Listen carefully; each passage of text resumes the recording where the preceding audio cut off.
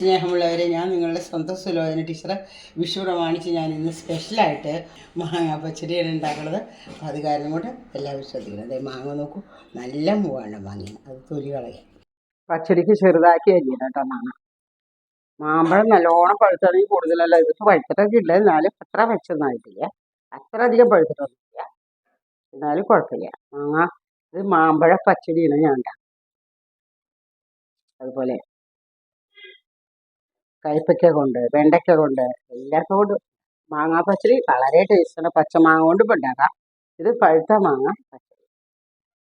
എണ്ണ കേട്ടോ, ഇതുപോലെ അരിഞ്ഞു. ഇതിൽ ചെറുതാക്കി അരിഞ്ഞാൽ വളരെ നല്ലതാണ്. എന്നിട്ട് അത് അടുപ്പിൽ വെച്ച് വേവിക്കും. വെള്ളം ഒഴിച്ചു.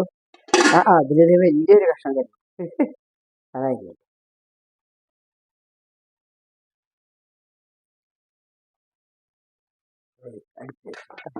അസലായിട്ട് വേണം. ലേശം മഞ്ഞപ്പൊടി ഇടണം, നിർബന്ധമൊന്നുമില്ല. നാലിത്തിരി മഞ്ഞപ്പൊടി ഇട്ടൊന്നും വലിയ കൂട്ടാൻ വേണ്ടി. ഒരു നുള്ളു ഉപ്പിടാം. ചുവന്ന മുളകൊന്നും ഇടണ്ട കേട്ടോ, ഒരു നുള്ളു ഉപ്പിട്ടു. അത് കഴിഞ്ഞിട്ട് നമുക്ക് അരക്കാനുള്ളത് എടുക്കാം. നമുക്ക് തേങ്ങ എടുത്തു, കുറച്ച് തേങ്ങ എടുത്തു. പിന്നെ അത് കഴിഞ്ഞാൽ പിന്നെ പച്ചമുളക്, ഒരു പച്ചമുളക് ഇട്ടാൽ മതി. ഒന്നോ അല്ലെങ്കിൽ രണ്ടോ പച്ചമുളക് ഇട്ടോളൂ, അതിലും കൂടുതൽ ഇടണ്ട. ഒരു പച്ചമുളക് ഇട്ടാൽ മതി, കൂടുതൽ എരിവ് വേണ്ട.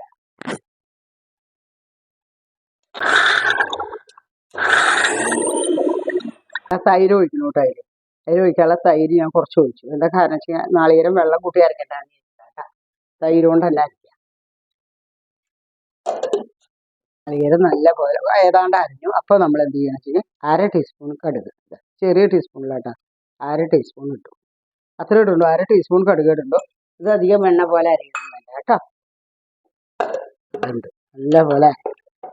ഇനി നമ്മളൊന്ന് ഇളക്കി നോക്കാം. ഉപ്പിട്ട് മാമ്പഴം നല്ല പോലെ കേട്ടോ. ഇനി എന്താ ചെയ്യേണ്ടത് വെച്ചാൽ കടുക്, പച്ചമുളക്, തേങ്ങ അത് കൂടി അരച്ചത്, തൈരിൽ അരച്ചതാണ് കേട്ടോ.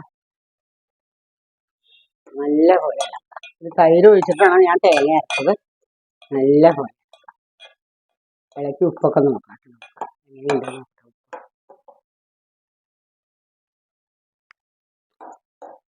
ഉപ്പ് കുറവാണ്,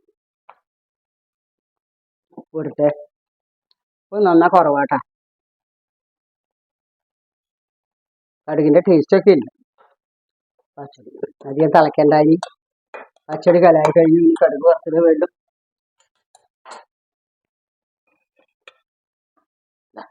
രണ്ട് കരിവേപ്പില ഇതിലിടാം.